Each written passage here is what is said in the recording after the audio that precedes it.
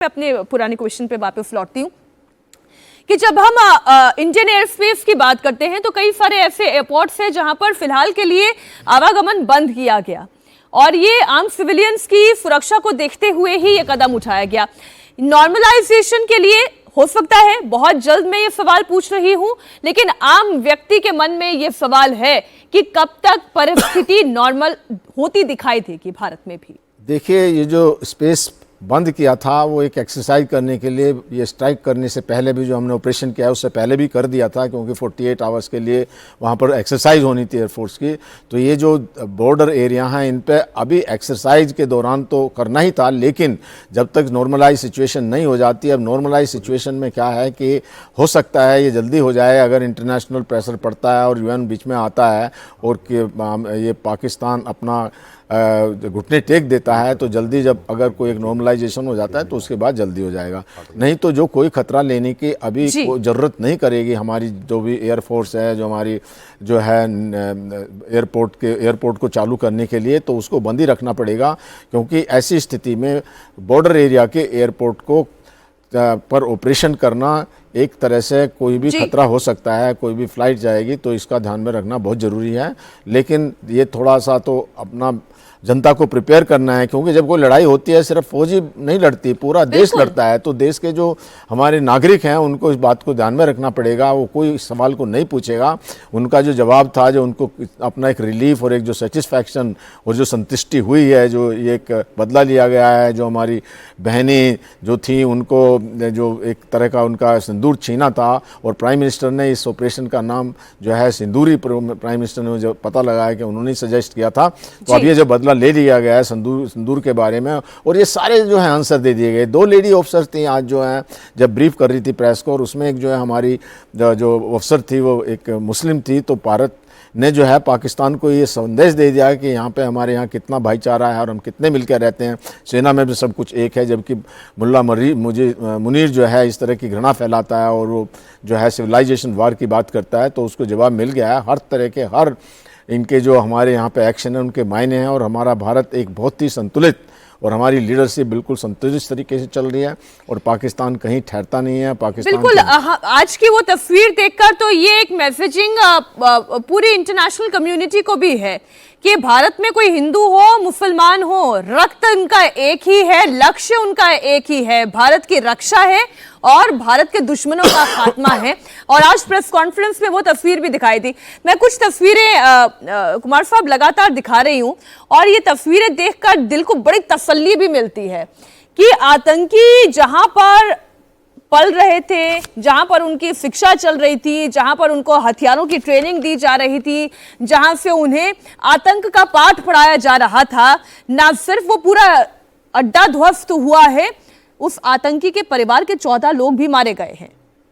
हाँ बिल्कुल, आप दिखा रहे हैं जो ये डैमेजेस हम देख रहे हैं। 2 बातें इसके पहले मैं ऐड करना चाहता हूँ। पहले तो आज एक्सरसाइज है, इसलिए एयर डिफेंस की जो कैपेबिलिटी है वो भी टेस्ट होगी और सायरन भी टेस्ट होगा। और आपने जब भी कांग्रेस पार्टी का जो बयान सुना तो इसी में परसों राफेल पे उन्होंने मिर्ची लगाई थी, नींबू। एक्चुअली कई लोगों को बड़ा अजीब लगा था। मुझे तो मैंने कहा था कि एक्चुअली शायद सबको पता था कि हम क्या कर रहे हैं, हमारे कांग्रेस वाले भी सब जानते हैं, बड़े अच्छे लोग हैं। वो तो एक्चुअली नजर उतार रहे थे राफेल का, उन्होंने तो नजर उतारी थी और उन्होंने तैयार किया था राफेल को, तो बलाइयां उतारना कहते हैं जिसको। और उसके बाद आपने देख लिया मिशन, और ये जो अटैक हुआ है जो आप दिखा रहे हो, ये उन्हीं सब चीजों का कमाल है। कहीं ना कहीं से तो ये प्रिसाइज अटैक्स हुआ है, जो जिन्होंने जाके छेद करके, और जो बॉम्ब्स हैं, जो जाके पेनिट्रेशन बॉम्ब्स हैं, जो गिरने के बाद उन्होंने जाके फिर ब्लास्ट किया है नीचे, और हार्डेंड जो स्ट्रक्चर्स है, जो उनके इंफ्रास्ट्रक्चर्स हैं हमारे उग्रवादियों के, जो टेररिस्ट के, और ये जो वेपन्स यूज किए गए हैं ऑब्वियसली ऐसे यूज किए गए हैं जो इन्हीं के लिए बने हैं। स्टेशनरी टारगेट्स हैं ये मोबाइल टारगेट्स नहीं है, और इनकी प्रिसाइज आइडेंटिफिकेशन, लोकेशन, इनकी मैपिंग और इनकी सारी इंफॉर्मेशन हमने ग्रिड में लाई हुई थी। हमने एक्सरसाइज किया होगा, हमने सारे इसके साथ हमने अपने आप को जोड़ा होगा और इसको एक पूरा रिहर्सल के साथ तैयार किया होगा। तो ये आज जो टूटा है, इससे हमारे दिल को सुकून जरूर है, क्योंकि हमने वहां स्ट्राइक किया है जहां ये जरूरी था, और बहुत दिनों से हम सब्र के साथ इसका इंतजार कर रहे थे और बहुत ही मैच्योरिटी के साथ रिस्ट्रेन और लिमिटेशंस के साथ अपने एयर स्पेस में रहते हुए हमने ये किया है। जिस दिन प्रधानमंत्री नरेंद्र मोदी ने यह कहा था कि कल्पना से परे एक्शन लिया जाएगा, आतंकियों और आतंकियों के आकाओं का भी समूल सर्वनाश किया जाएगा, उस दिन एक बात तो तय हो गई थी कि इस बार जो कुछ भी होगा वो बालाकोट एयर स्ट्राइक से बहुत बड़ा होने जा रहा है। क्योंकि ना सिर्फ हमने स्ट्राइक की, दुनिया के 5 बड़े देशों को अपने स्ट्राइक की पूरी जानकारी साझा की और एक भी देश इनमें से ऐसा नहीं है जो ये कह रहा हो कि हम भारत के साथ नहीं हैं। वो हर मुल्क इस वक्त भारत के साथ खड़ा हुआ है जो आतंकवाद के खिलाफ खड़ा हुआ है और इस वक्त आतंकवाद के खिलाफ ही भारत ये लड़ाई लड़ रहा है। चाहे यूनाइटेड स्टेट्स ऑफ अमेरिका से बात करनी हो, चाहे रशिया से बात करनी हो, चाहे यूएई से बात करनी हो, सऊदी अरेबिया से बात करनी हो, चाहे ब्रिटेन से बात करनी हो, भारत लगातार वो एक्शन मोड में है। चाहे वो डिप्लोमेटिक चैनल हो, चाहे हमारी सामरिक शक्ति हो मिलिटरीली, चाहे इंडियन एयरफोर्स हो, इंडियन नेवी हो, या फिर हम बात करें जिस तरीके से आज एयरफोर्स ने, आर्मी ने अपना दम दिखाया है, वो इस वक्त सरहद पर भी दिखाई दे रहा है। लगातार एलओसी पर सीज फायर वायलेशन कर रहा है पाकिस्तान, लेकिन भारत की तरफ से भी इसका मुंह तोड़ जवाब दिया जा रहा है। आखिरकार भारत ने पहलगाम टेरर अटैक का बदला ले ही लिया और यही मांग हर हिंदुस्तानी की थी। भारत ने एक बार फिर पाकिस्तान के अंदर चल रहे आतंकी कैंपों को तबाह कर दिया। पाकिस्तान और पीओके में चल रहे 9 आतंकी कैंपों को ध्वस्त किया गया। भारतीय सेना ने अपना पराक्रम दिखाते हुए केवल 25 मिनट में, जी हां, रात के अंधेरे में जिस वक्त सन्नाटा होता है, लोग अपने अपने घरों में सो रहे होते हैं, उस वक्त हमारे जवानों ने यह दम दिखाया है। 25 मिनट के अंदर अंदर पाकिस्तान की 9 जगहों पर ताबड़तोड़ अटैक। जैश ए मोहम्मद, लश्कर तैयबा, हिजबुल मुजाहिदीन जैसे आतंकी संगठनों के 21 ठिकानों को मिट्टी में मिला दिया। तस्वीरें लगातार आप देख रहे हैं। हम आगे आपको बताएंगे भारत ने कहां कहां हमला किया, हमले को कैसे अंजाम दिया गया। पाकिस्तान में फिजिकली घुसे बिना, इसे बहुत गौर से समझिए, जब उरी स्ट्राइक हुई थी, सर्जिकल स्ट्राइक हुई थी, तब हमारे जवान बॉर्डर पार करके गए थे। जब बालाकोट एयर स्ट्राइक हुई थी तब भी हमारे जवान फ्लाई करके बॉर्डर पार गए थे और तब आतंकी कैंपों को निशाना बनाया था। लेकिन इस बार तो हमने बॉर्डर पार भी नहीं किया और आतंकी कैंप ध्वस्त हो गए। भारतीय सेना ने जिन टेरर कैंप्स को तबाह किया, उसका भारत में हुए आतंकी हमले से कनेक्शन क्या था, इसे हम पूरा ब्रीफ आपके सामने करेंगे और क्यों इन आतंकियों को टारगेट करना जरूरी था, ये एक डिटेल में आपके सामने रखने जा रही हूँ। पाकिस्तान में आतंकी ठिकानों पर स्ट्राइक की ये तस्वीरें आप देखें और फिर जल्दी से एक रिएक्शन इस पर। ये तस्वीरें हमले से पहले की और हमले के बाद की और फिर वो दहशत की तस्वीरें भी, आप इसे कैसे असेस करते हैं? देखिए, जो ये आतंकियों के ठिकाने थे, जो फल फूल रहे थे, वहाँ ट्रेनिंग होती थी, उनको संरक्षण दिया जाता था, उसको जो है ध्वस्त करना बहुत ज़रूरी था। हमारी सेना ने उसको ध्वस्त कर दिया और उसके बिल्कुल एकदम बड़े अच्छे ढंग से आपके ने इसकी जो वो दिखा रहे हैं और जिस तरह से ये प्रिसाइज अटैक किया। सबसे बड़ी बात तो यह है कि कोई भी कोलेटरल डैमेज नहीं हुआ। ये प्रिसाइज अटैक होना बहुत ज़रूरी है। इसी वजह से हमारे जो भारत है पूरे डंके की चोट पर बड़ा ये कह रहा है कि हमने सिर्फ टेररिस्ट को ही ध्वस्त किया है, ना उनकी किसी आर्मी के ठिकाने को ध्वस्त किया, ना किसी सिविलियन को किया, ना कोई कोलेटरल डैमेज हुआ। जो प्रिसाइज और जो सटीक निशाना है वो बहुत ज़रूरी है आजकल के ज़माने में, क्योंकि जो आम जनता उस पर कोई नुकसान ना हो। तो इसमें बिल्कुल एकदम ये स्पष्ट नज़र आ रहा है कि आतंकियों के जो हमले जहाँ यहाँ फल फूल रहे थे, ट्रेनिंग करते थे, उनको सिखाया जाता था, वो अब ध्वस्त हो गए हैं।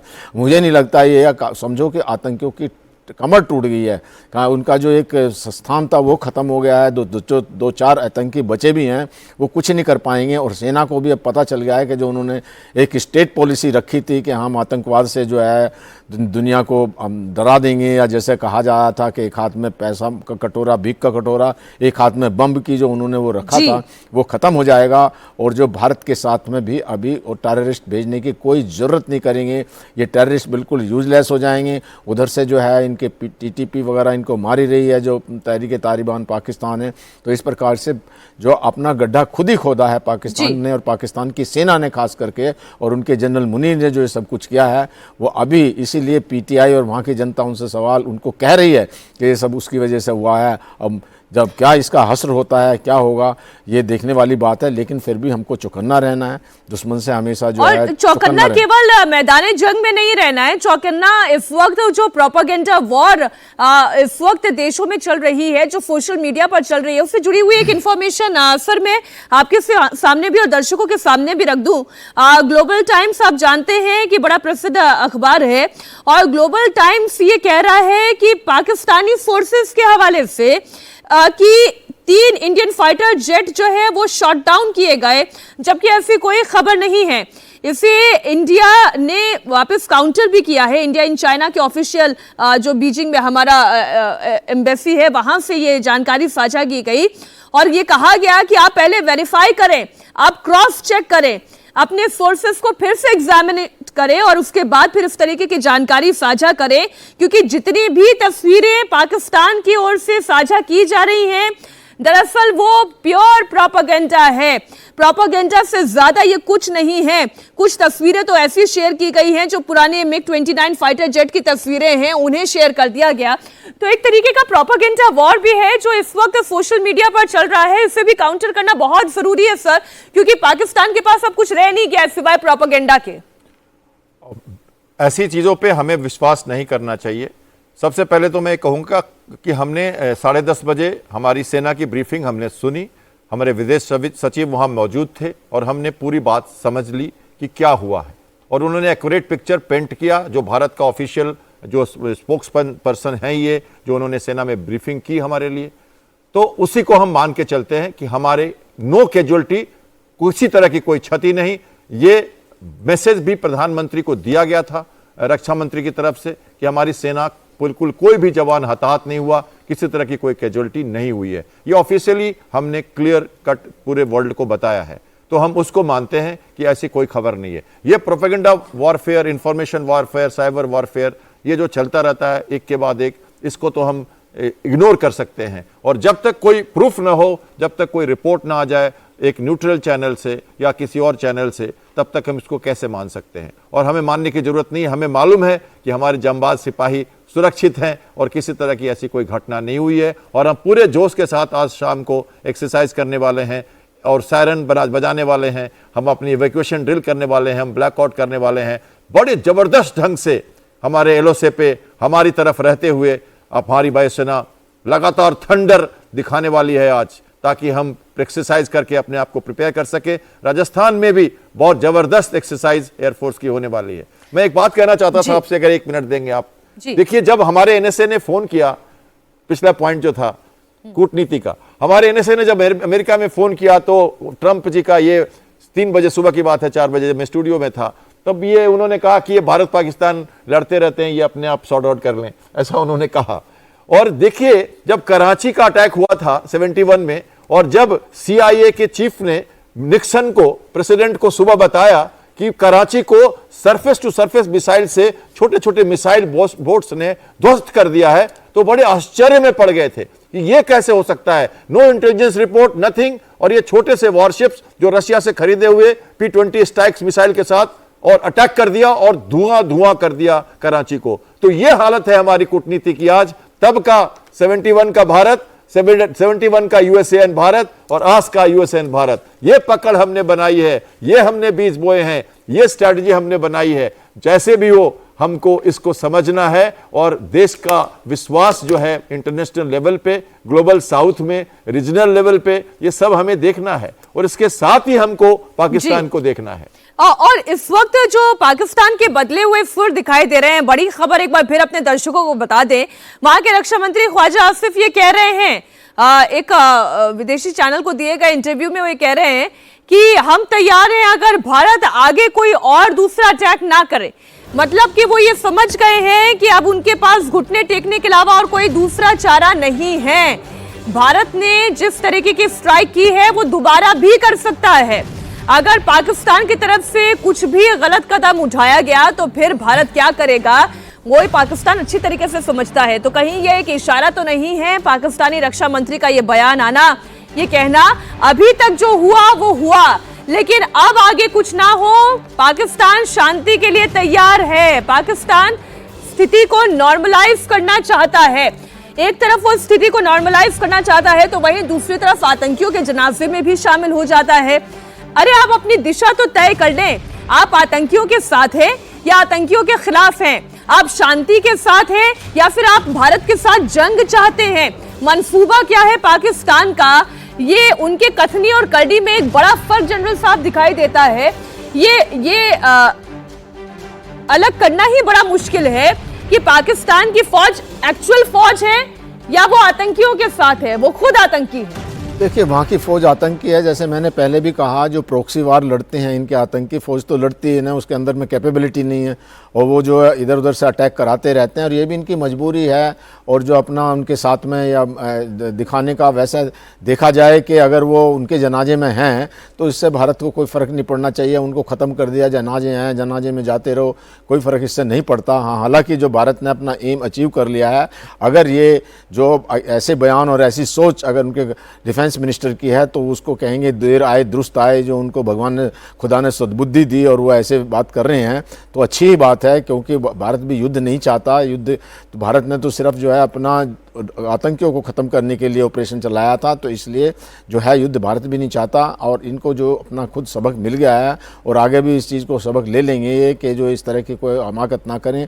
जहाँ तक इस चीज़ का सवाल है कि जो ये अफवाह फैला रहे हैं और जो ग्लोबल टाइम्स कह रहा है कि 3 जेट मारे गए, ग्लोबल टाइम्स तो इसलिए कहेगा ना कि ज़्यादातर जो चीन के वहाँ पे हथियार हैं, चीन के हथियार हैं, जैसे एयरक्राफ्ट ही चीन के हैं, जो वहाँ के एयर डिफेंस भी है HQ-9 वो भी चीन का है, तो चीन की साख पे भी बट्टा लगता है अगर इस तरह की हो। हाँ, मैं ये न्यूज़ पढ़ रहा था, मैंने CNN में भी देखा था, तो CNN में भी ये लिखा था, लेकिन CNN ने साथ में ये कह दिया था कि ऐसा सुना है, लेकिन CNN इसकी पुष्टि नहीं करता। जैसे कि कुमार साहब ने कहा कि जब तक कोई थर्ड मीडिया ना करे तो उसकी कोई वैल्यू नहीं है। और चाइना के ग्लोबल टाइम्स का तो कोई वो तो भोंपू, वो तो वहाँ गवर्नमेंट के कंट्रोल में रहता है, जैसा गवर्नमेंट या जो चाइना की जो पार्टी चाहती है वो उस तरह से करता है, उसका कोई मतलब नहीं बनता। तो इस प्रकार से अगर मैं तो ये बल्कि है, अगर वो आके अपने सरेंडर कर ही दिया एक तरह से और वो आगे नहीं बढ़ाना चाहते, तो जो अगर इंडिया को एस्केलेट करना होता तो भारत को तो जैसे अभी 9 ठिकानों पे क्यों ख़त्म होते, 25 मिनट का ही क्यों करते हैं। अभी रात के 1:30 बजे अगर रात को भी क्या था, जो जब कुछ किया तो 3-4 घंटे और पड़े थे और उनके ठिकानों को ध्वस्त कर देते, या जो है बहुत सारी चीज़ें की जा सकती थी। लेकिन पाकिस्तान सर किस हद तक जा सकता है, मैं इसलिए इन तमाम सवालों को लेकर आप लोगों के पास आ रही हूं, क्योंकि पाकिस्तान जिसके पास खोने के लिए कुछ नहीं होता है तो वो सिरफिरे की तरह भी एक्ट कर सकता है, और इसलिए ये सवाल बड़े जायज हो जाते हैं, वाजिब हो जाते हैं कि पाकिस्तान क्या कर सकता है।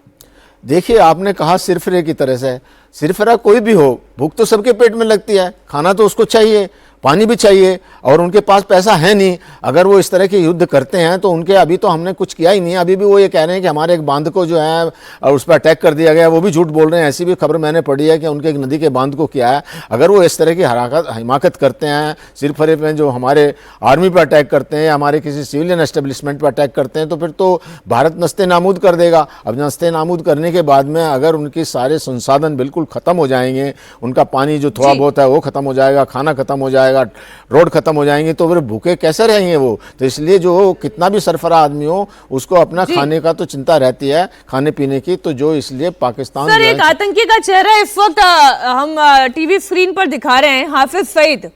अब हाफिज सईद का हमले से पहले का हेडक्वार्टर कैसा दिखाई देता था और अब हमले के बाद का हेडक्वार्टर कैसा दिखाई दे रहा है, जो पहले चमचमाता था अब धूल में सना हुआ, टूटा फूटा, बंजर सा दिखाई दे रहा है।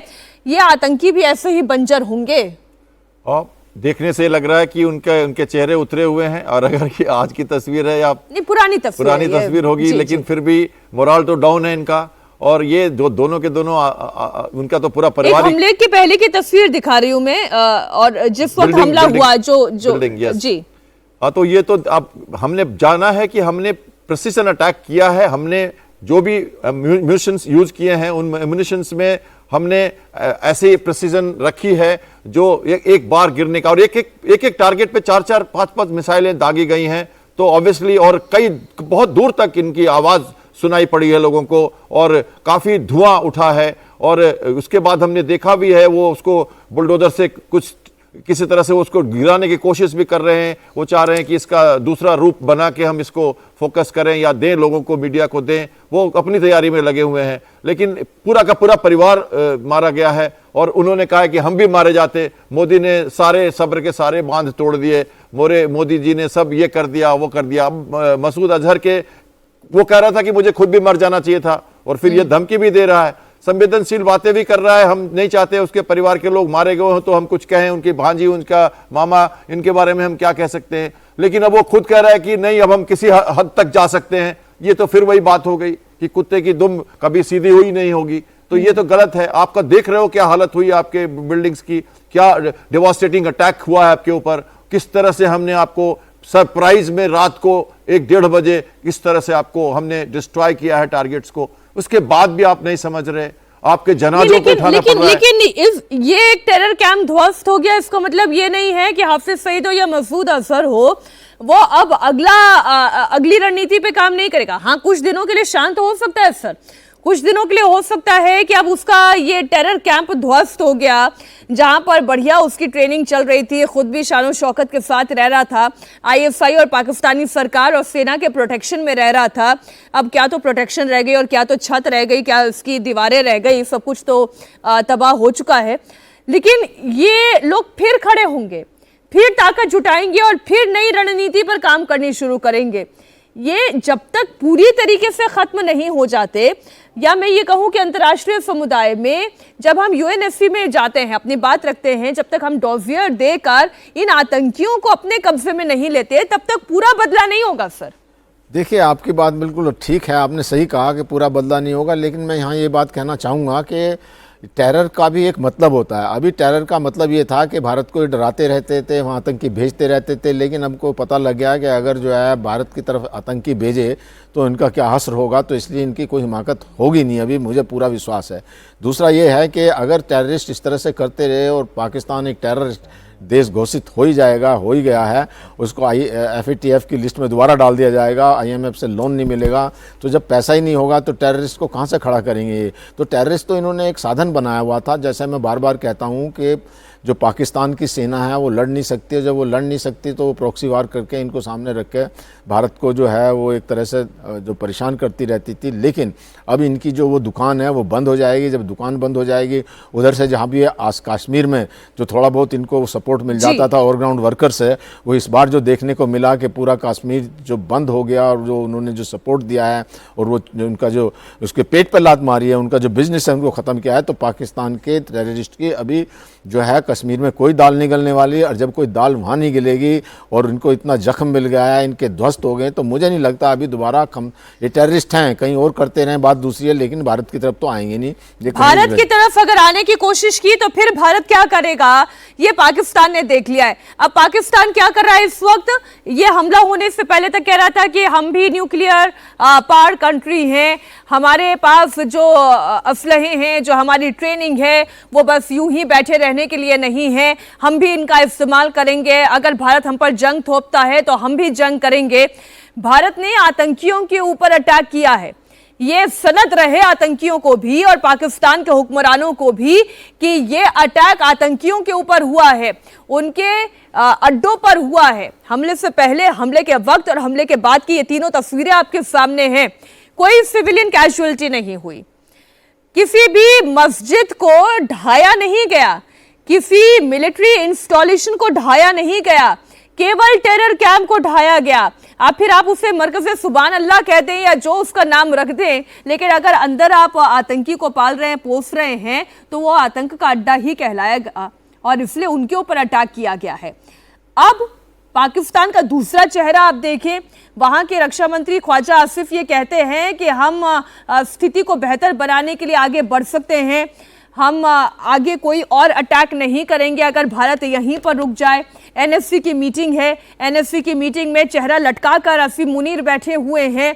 25 मिनट के ऑपरेशन ने, मात्र 25 मिनट के ऑपरेशन सिंदूर ने कैसे पाकिस्तान के हुक्मरानों की नींद उड़ा दी है, इन खबरों से यह समझ में आता है। ये एक तस्वीर देखें, एनएससी मीटिंग की तस्वीर एक बार फिर मैं आपके सामने रख रही हूं। शहबाज शरीफ दिखाई दे रहे हैं इसमें। इसमें असीम मुनीर भी दिखाई दे रहे हैं। हर दिन जो बड़ी बड़ी लंबी लंबी फेंका करते थे, आज एक अटैक के बाद कैसे चुप्पी साधे हुए सन्नाटे में बैठे हुए हैं, वो इस मीटिंग की तस्वीरें दिखा रही है। सर, सन्नाटा छाया हुआ है पूरी मीटिंग में, भयानक सन्नाटा है और शहबाज शरीफ बोल रहे हैं और सब लोग सुन रहे हैं। तो एक तरह से वो लानत है यही कह रहे होंगे, और ये भी कह रहे होंगे कि ये सब किया क्यों, और ये भी असरटेन कर रहे होंगे कि जो हमने स्टेटमेंट दे दिया है कि अगर भारत कुछ और नहीं अटैक करता तो हम अपनी तरफ से शांति के लिए तैयार हैं। तो ये बातें एक तरह से वो इंडोर्स करवा रहे हैं। पर मैं एक बात पूछना चाहता हूं यहां पे कि जब आपको मालूम है कि हमने आपके टेरर कैंप्स पे अटैक करके उग्रवाद के अगेंस्ट में अपना कदम उठाया है, तो आप ये कैसे जानते हो कि इसके बाद हम अपना कदम नहीं उठाएंगे? बिल्कुल तो ठीक। आपने तो कहा है कि आप कुछ नहीं करोगे तो हम कुछ नहीं करेंगे, तो बात तो अब वहीं रह गई। अभी कहां रुकी है गाड़ी? क्योंकि टेरर कैंप्स अगर सब खत्म हो भी गए हो और आपने उनको फिर से दुरुस्त करना शुरू कर दिया, उनको फाइनेंस करके, उनको इनेबल करके, उनको फिर से तरीके में लाके खड़ा कर दिया, तो फिर वही बात होगी, फिर कुछ दिनों के बाद अटैक होगा। तो आज के इस मीटिंग में उनको यह जरूर कहना चाहिए कि हम ये ना करें, और चूंकि भारत इतना बड़ा कदम उठा रहा है। वाकई में पाकिस्तान से एक्सपेक्ट करते हैं? देखिए, एक्सपेक्ट तो मैं पिछले बार इसलिए मैंने कहा कि वो न समझा है, मगर कहना उसे हम तो कहेंगे, उनको हर बार कहेंगे, यूनाइटेड नेशन में जाके कहेंगे। यूनाइटेड नेशन के लोग कह रहे हैं, विश्व के लोग कह रहे हैं, सारे देश के लोग, तो चीन भी यही कह रहा है उनको टू एक्सरसाइज रेस्ट्रेन। ये कह रहा है चीन भी, उनको कह रहा है कि हम आपकी सॉवरेनिटी के साथ खड़े हैं, पर आप थोड़ा समझिए। यूनाइटेड नेशन कह रहा है, अमेरिका कह रहा है, रूस कह रहा है, सारे के साथ राजदूत गए थे मिलने उनके, ईरान के राजदूत गए थे पाकिस्तान, उन्होंने भी यही कहा है कि आप प्लीज एक्सरसाइज रेस्ट्रेंट्स, लिमिट में रहिए, मत करिए ये सब। तो आप एनएससी की मीटिंग कर रहे हो और एक तरफ से अगर एक तरह से आप हमें मैसेज दे रहे हो कि आप अटैक ना करें तो हम आप कुछ नहीं करेंगे, तो आप तो मेंटली प्रिपेयर्ड थे। आप पिछले 15 दिनों से लगातार विश्व का ध्यान आकर्षित कर रहे थे। आपके इंफॉर्मेशन मिनिस्टर ने हल्ला किया कि 36 घंटे के अंदर अटैक होने वाली है, रात को 2 बजे, और आपके डिफेंस मिनिस्टर ने 3 दिन पहले बोला कि स्ट्राइक इमिनेंट है। तो ये किसको कह रहे थे आप? लोगों से गुहार कर रहे थे। बिल्कुल ठीक। लेकिन मेरा सवाल जनरल साहब ये है कि पिक्चर अभी बाकी है। देखिए, पिक्चर तो बाकी है, चलती रहेगी जब तक ये संसार है, और क्योंकि संसार में पाकिस्तान जैसे देश हैं, दुर्भाग्यपूर्ण हमारा पड़ोसी है।